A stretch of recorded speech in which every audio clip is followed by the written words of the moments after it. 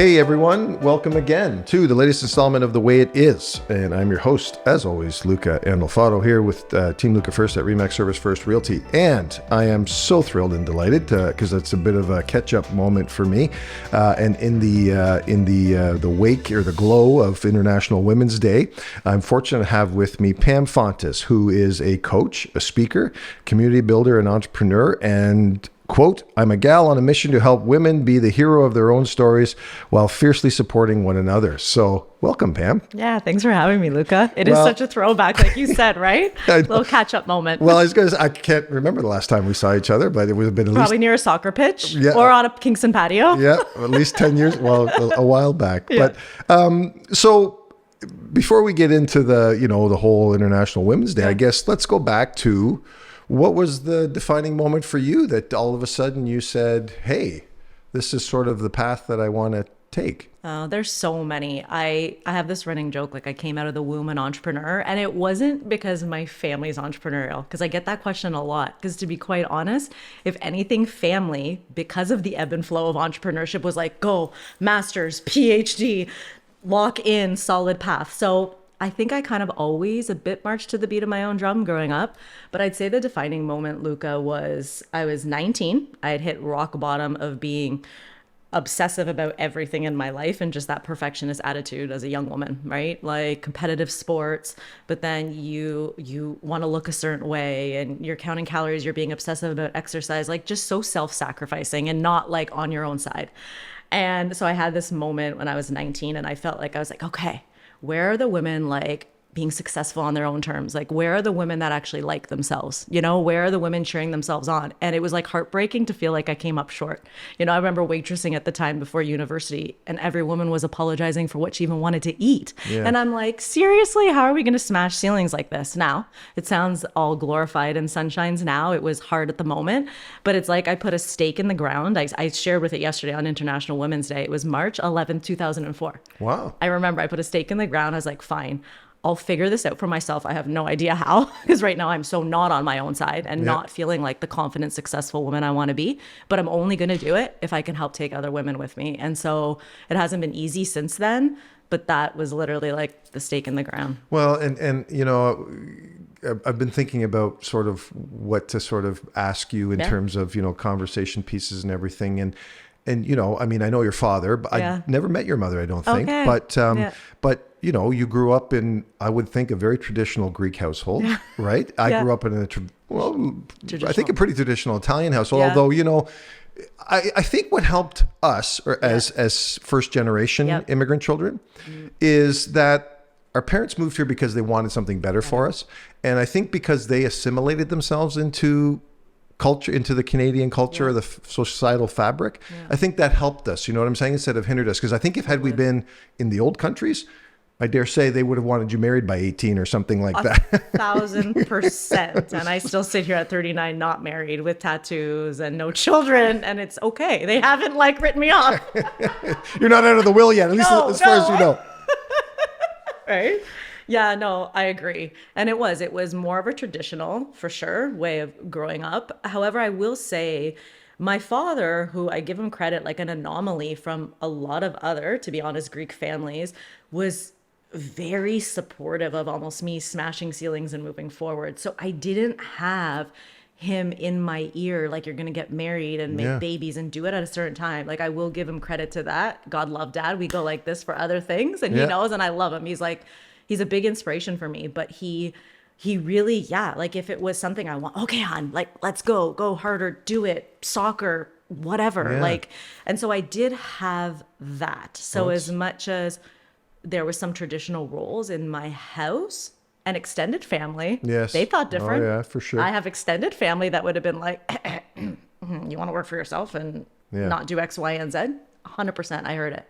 But immediate, there was that bit of like, dad thinks I can do it too, which is nice. Well, and you didn't follow into your father's footsteps in terms of helping him run that business. Which I could have. And... Well, I was going to say, I'm sure that was the natural path, right? Or something that he probably would have welcomed. Yeah. I would guess. You know, I think he would have welcomed, but in the same breath, there was never a serious conversation as in like, do you want this? Because like you said, they came and they wanted more for us. Yeah. And the bar and the restaurant industry is tough. And I mean, kudos to anyone who does it and can do it successfully. And Yeah. I applaud them all. I think it's a great industry to be in.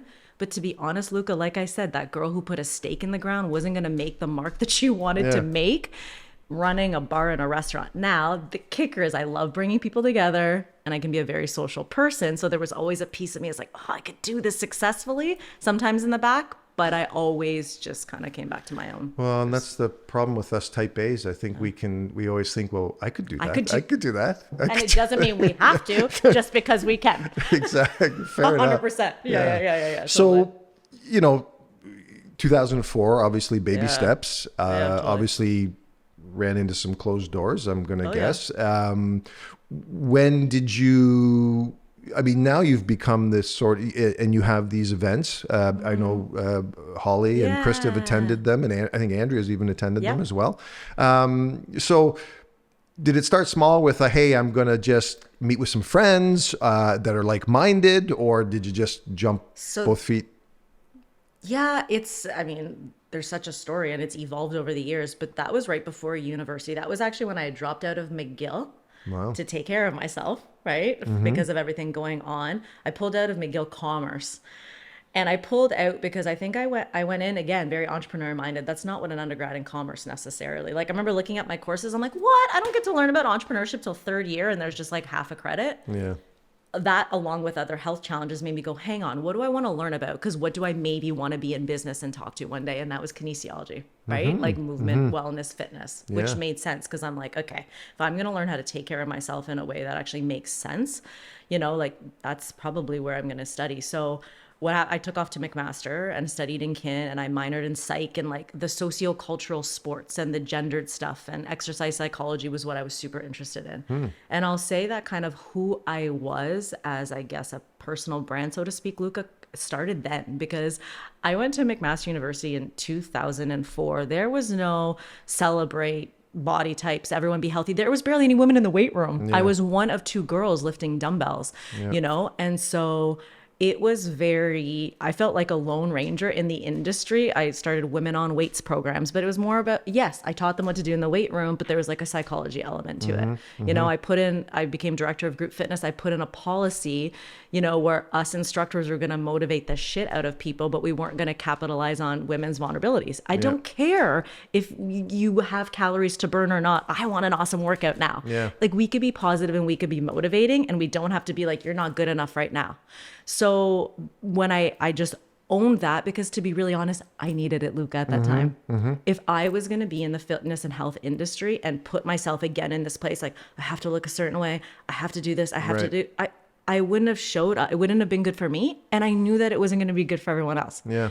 And I'll have to say, it was like, I'm testing this. No one's kind of done this right now. And it worked with flying colors. I had lineups of clients. We were running new programs at Mac to get a director position by fourth year. And so when I had all my colleagues going through, or peers, I want to be a doctor, I want to be this, Pam, what do you want to do? And it was like kind of what I say right now. I'm kind of just on a mission. And let's see if a job allows me to do that, if my own business allows me to do that. I just want to empower women, and I'm going to use fitness and I'm going to use psychology. And then now it's evolved to be more about business and leadership and carving your own path. Yeah. No, that's you're absolutely right. I mean, I 100% support that and agree with it and applaud that for sure. And, Thank you. And so now we're 2023. Another International Women's Day comes and goes. And I have to say, from the outside looking in, we did a post, and everybody does a post, and you go to Canva, or, and where I'm fortunate to have Ben in my corner. So Ben does I was going to say, you do Canva, more. Luca? No, I don't do anything. Not this old dog. Are you kidding me? That's why I have staff and the team members and stuff like that. So, I turn on my computer. I know what to use when I need to use it. But we're still in a space and time, I think, where a lot of people are just paying lip service to this, right? 100%. Just like I think we're in a space and time where people are paying lip service to a lot of things, because we're also in very much cancel culture. So you better show up for these days and do these things. Yeah. So, I don't know. Rob printed me off some stats and everything, and not that we need to get into stats, but I guess what's been your experience in the city of Kingston vis-a-vis helping women get into business? I guess. Meaning, and I guess I'll say from where you started to where you are now, have you seen a change? Has it become easier or is it the same? What's your take on that?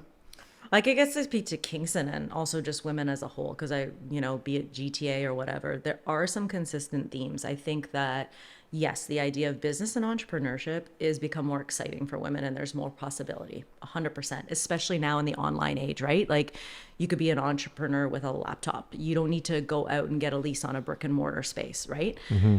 What I will say is, because of still that women can have it all and the demands on women, is a lot of women in business or leadership positions can lack clarity on what they actually really want the business model or the business to look like, right? And it's so, because certain businesses get applause, because certain business models can help you hit certain metrics, or they can help your bottom line in a certain way, it's like shiny object syndrome. It's like, okay, just like you said, like, you get the type A, I can do it, so I'm going to do it. Yeah.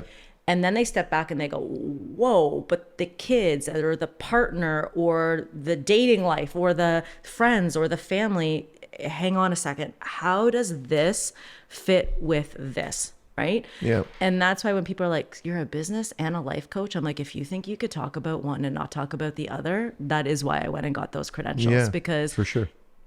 And this kind of will sum up what I'm about to, what really I want to say is, there was a young woman that came to me with a business model, and the business model was fantastic, Luca, and she had the intelligence to execute it and everything, right? So she had her plan, and then I asked her a simple question, and I was like, okay, so this is going to involve you showing up here on the weekends. This is going to involve you after your 9 to 5 doing this. And I could see her crumble in her seat. Yeah. So she comes in confident with this business model and this business that she has the skill set to execute. And then she actually thinks about the life that she wants to live and how she wants to show up, And I think,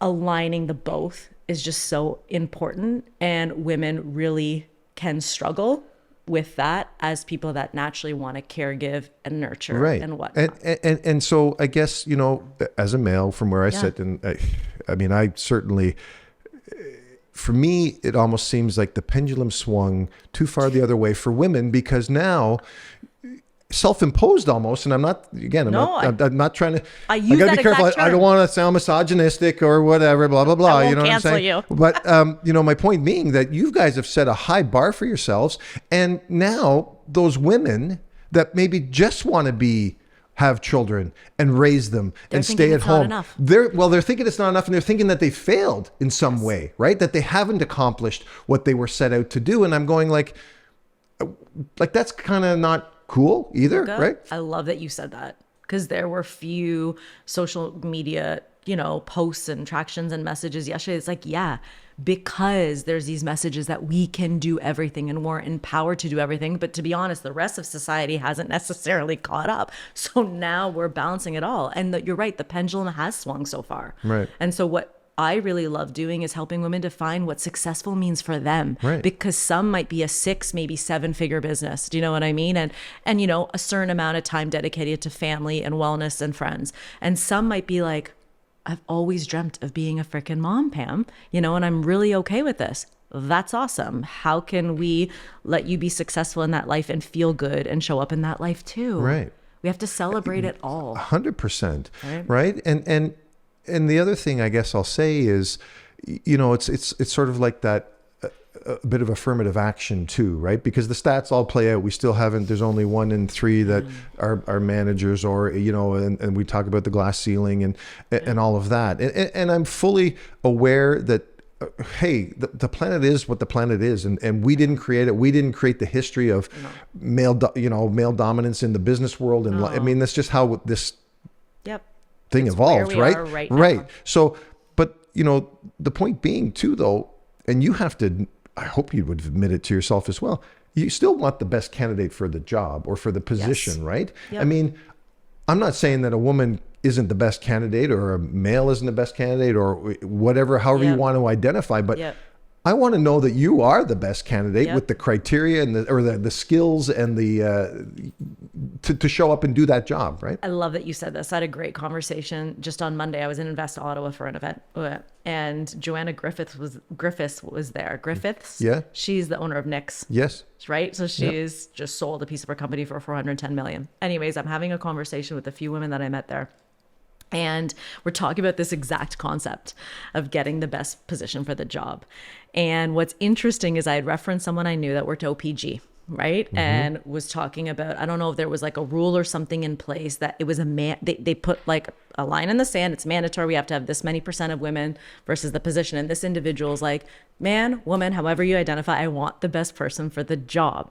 We were talking about this, and the one girl goes, yeah. And whose perception of what means the best? Fair enough. Right? Fair And enough. this is where it gets a little bit gray, right? Because some people might be like, you have the hard skills and the education and the capabilities. That means you're the best. And that maybe someone comes in at a different lens and goes, wow, look at those soft skills and the leadership skills and how he or she communicates and whatnot. And they're going to lead the team right there. So I went, whoa, I actually appreciated that, because I was like, what?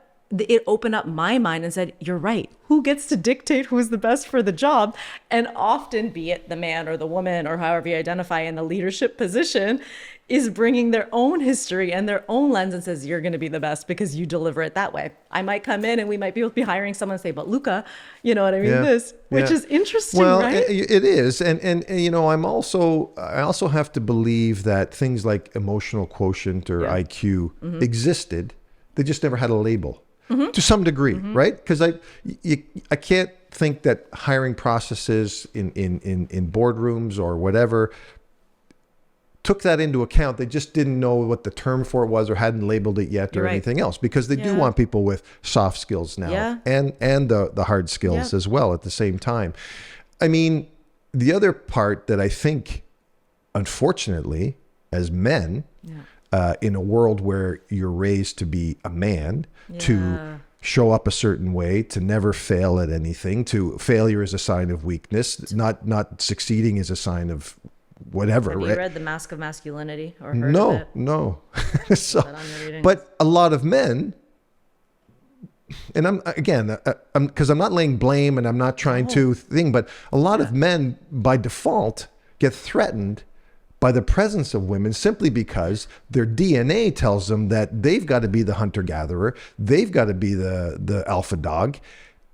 And You're talking to a single, determined girl in late 30s that is in the dating world. Yes, I know. I'm aware.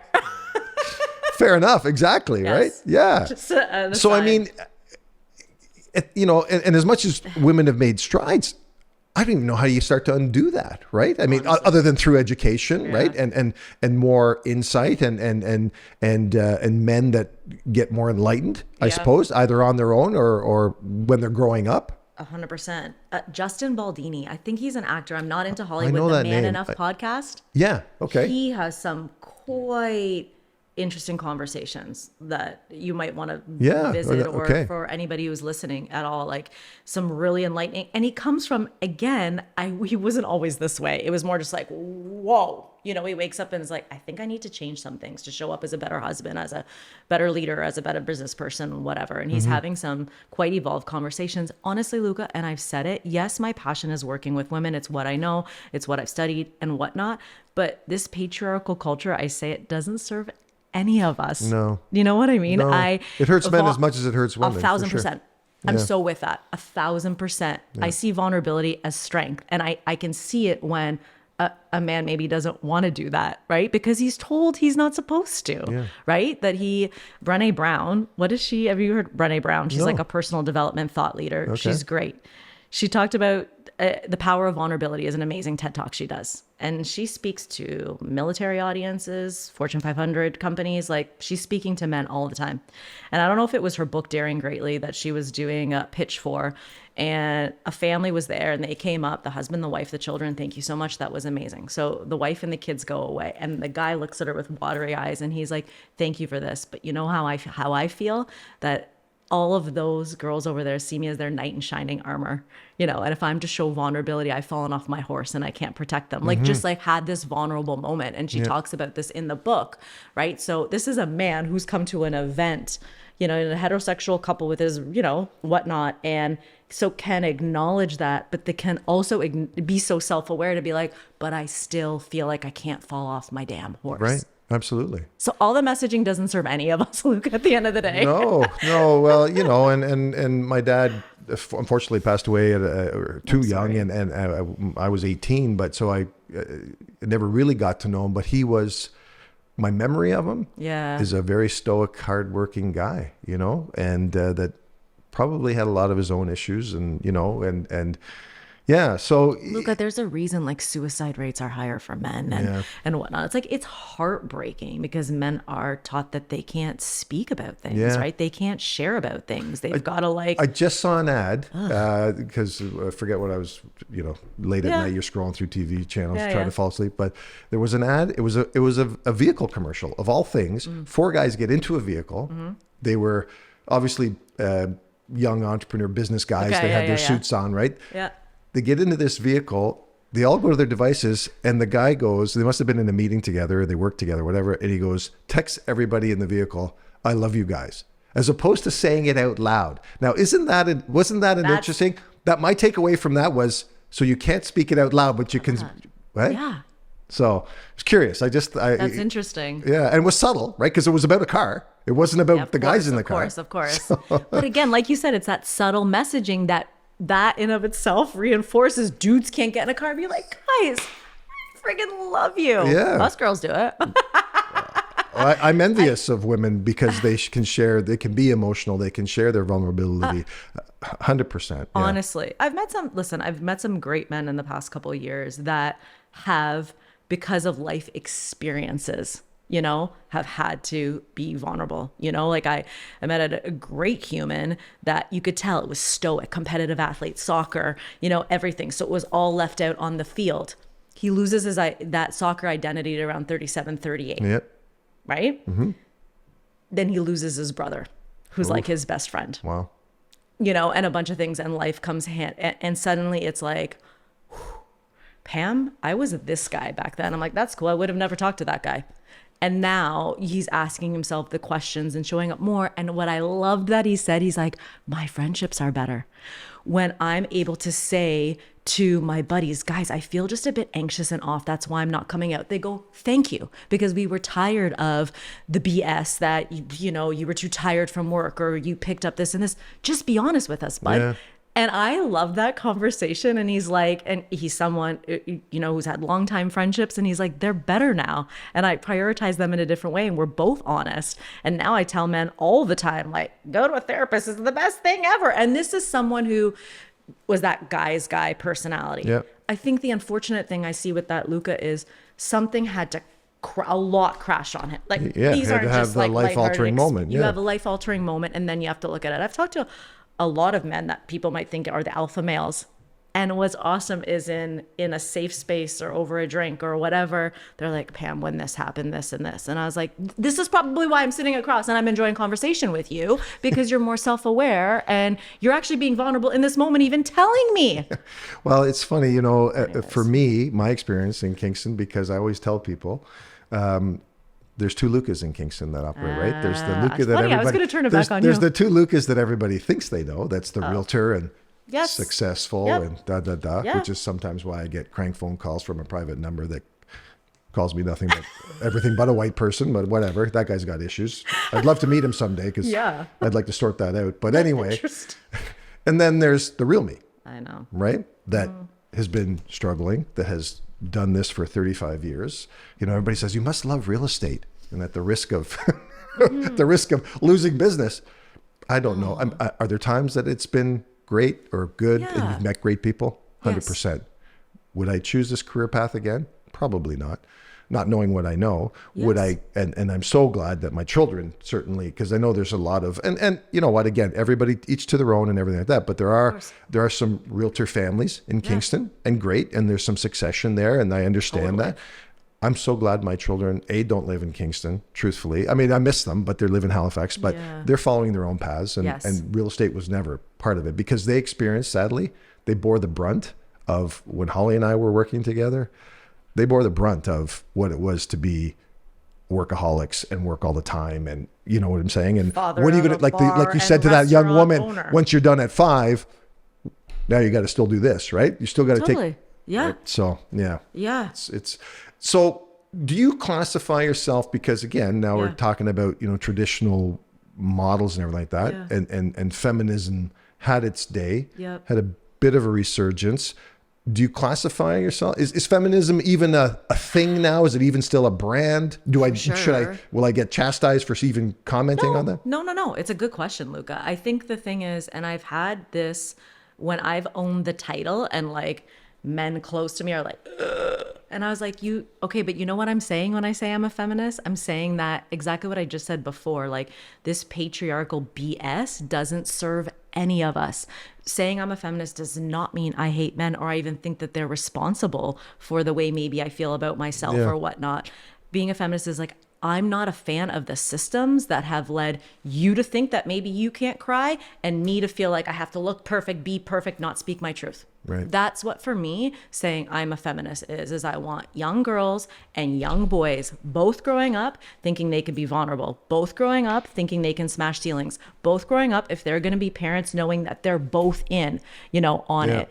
That's what I want. And that is my definition of feminism. That's how I see it.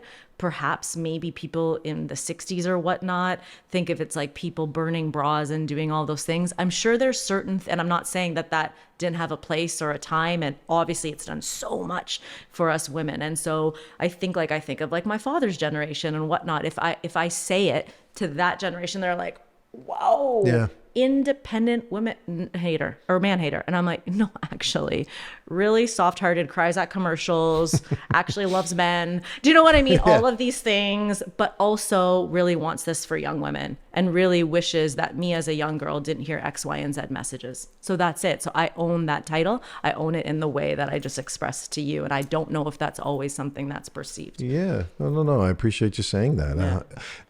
So where do the BIPOC trans people or LGBTQ community fall into? Because to say International Women's Day is essentially excluding them from the conversation, right? And yet, I just, not that I don't mean to put you on the spot, but do you have any insights on that or how you feel about that? Or, or do you have anyone that you help that's transgendered or is I would say not transgendered, no. Non-binary, right? Or exploring how they identify, yes.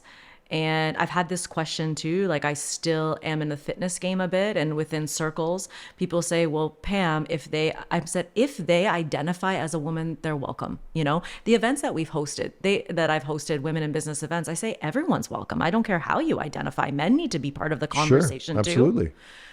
When it comes to International Women's Day, I did see some people share posts that are like, ugh, I'm not feeling this day because I feel like it might be exclusive. Okay. Right. The majority, I will say, did share about this day that I follow or whatnot.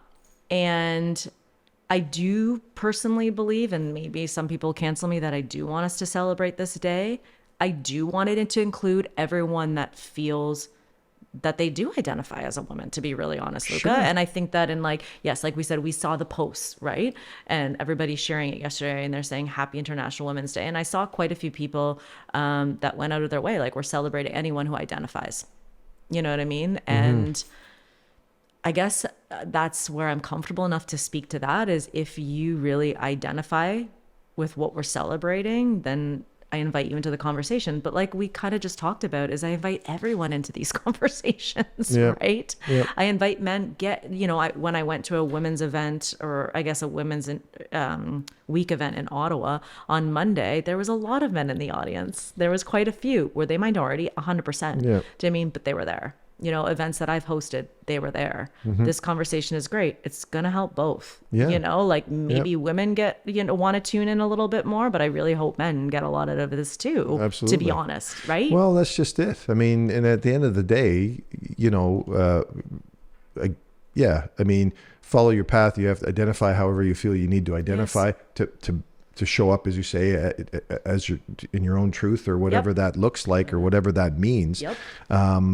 I'm like you, I'm more traditionalist in terms of my relationships and how I want to experience them and everything like that. But that doesn't make me a bad person for wanting that, or make as a woman, make you a bad person for wanting that in return, or anything 100%. Like that. Right. So, and I think that's where, again, talking about that pendulum swinging, I think that's where people feel like they walk on eggshells because they feel that they can't speak about those things, which right? Which you have to, right? Because there's nothing wrong with it at the end of the day. I mean, and it's going to make us better. Like, even this conversation is helpful to do with a microphone and knowing it's recorded versus maybe over coffee with a friend. Like, we need to be having these conversations more. And I think we need to be open to hearing people that maybe don't align with our belief system, right? Like, it's ignorance if we think we know everything. And I know that. I even think of myself too. I'm like, okay, a lot of people maybe I follow on social or whatnot align with my beliefs. Pam, get outside of it. Can you learn something from the other side? Right. Like, yes, I have strong beliefs in certain things, but also, like I said, I love being open just to new perspectives. And I think we all need to be like that a little bit more. Like, I hope we move a little bit more out of cancel culture, because when people are saying, F you, she said that today. Well, what about the last 10 years of her life that she did good? Right. And now she's like ixnayed because that's what she knows right now. I believe that when we know better, we do better. Period. 100%. So who I was yesterday is going to change to who I was today, walking out after having had this conversation with you, Luca. And there's the rub. There's the rub that you just touched on there in the world that we move around in Kingston and larger in the planet, is the fact that it's a small percentage of the population, the people that are self-aware and enlightened. And so the problem becoming, whether you're a female, whether you're a male, whether you're non-binary, I don't care how you show up. Guess what? You're in the minority of everybody else that's not self-aware, that's not going to therapy, not doing self-introspection, and not that you got to sit down every day and do yoga and meditate and read, whatever and stuff. I'm not saying that. Self-awareness can happen in this moment in a conversation. Right, but just like you just said, be aware of the fact that there's somebody else on this planet that doesn't share the same views as you, but that doesn't make you right and them wrong. That's the whole point, right? 100%. And I love how you say in a town like Kingston, or just that you referenced it, because it's similar, Luca, as someone who's done a lot of work in town. Like, I understand that sometimes there's a perspective, that people have, right? And am I going to sit there and waste my time and energy trying to prove who I am to the world that maybe sees 15 seconds of an Insta story or even an hour on stage? You think that tells you enough about who exactly Pam is? Yeah. Right? And but people we are can't quick to control formulate people's those perceptions. You can't, and you can't control, same as I said, the guy that phones hiding behind a private number to spout off because somehow he feels I've harmed him somehow or whatever, right? Who knows, right? But I know. I don't even know what time it is, but yeah, we could probably talk for anyway. I was going to say so the pandemic, of course, which is the elephant in the room, and that's what. In fact, I started the podcast during the pandemic, right? So, it became referred to as the she-demic, and and all these women that were hit face to face with their realities of, okay, partner is got to go to work, or they had to decide who's the priority in terms of employment, in terms of who's going to stay home with children if they had them and everything. Do you find that it's set, the movement back, or what do you think? Do you think it helped in terms of maybe the awareness that got created because of it? What do you think? I have so much I could say about this. I will say just that event that I was recently, the unfortunate statistics right now that they spoke to in Ottawa is that women are feeling more burnt out now than they did earlier in the pandemic, which is heartbreaking. And because of that reason, they're choosing to, take a lower position or leave careers. And I will say, speaking to women in Kingston, in my close circles, in professional circles, speaking to specific career coaches, that is happening. There's a career coach in Kingston. She said, I've worked with women who have left being doctors, lawyers, teachers because of because of burnout, because of personal reflection too, maybe. Like, I'm not saying it's all of a negative thing. Now, the burnout statistic completely breaks my heart, 100%. Like I said, I know someone in my close enough circle who is like, I swear, if I just took on a job to just like answer calls and put them off so that I could be more present with my kids and my husband, I would do it. And I'm like, it's heartbreaking because I actually don't feel that that would be that fulfilling for her, but she just doesn't have the steam moment in right time. now, Yeah, that right? moment in time. There you go. I think in general, the pandemic, Luca, for women, for sure, it's been tiring because yes, the brunt of the caregiving, everything else. Yeah. And you know what? What's a term that a coach uses? It's like the mental load. All right. So she talks about how it's like, you can have an amazing partner who's like, I'll do the groceries, not a problem. Can you make me the list? And when we make that thing on Thursday, what are we out of in the house?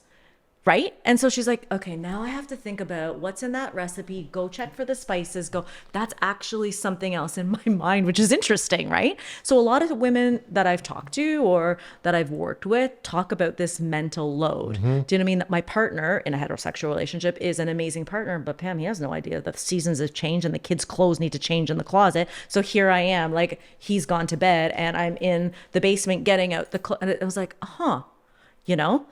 as someone I was in a common law relationship with children at the beginning of COVID. Oh, didn't you? Right? Okay. Yes. Yeah. And yeah, you're having to take a look at a lot because the whole world slowed down. Yeah.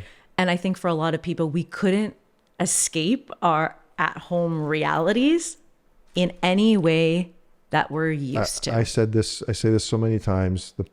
The biggest thing with the pandemic at every layer is that I referred to it, my analogy is the Wizard of Oz and the curtain got pulled back, right? So to expose everything. And the fact is, I don't even know what the stat is, but I know divorce rates went up. I know separation rates went up. I know domestic violence went up. Talk to family lawyers in Kingston. And you know why? Because people realized if I have to spend that much time with somebody, I really don't know if I like that person as much as I did.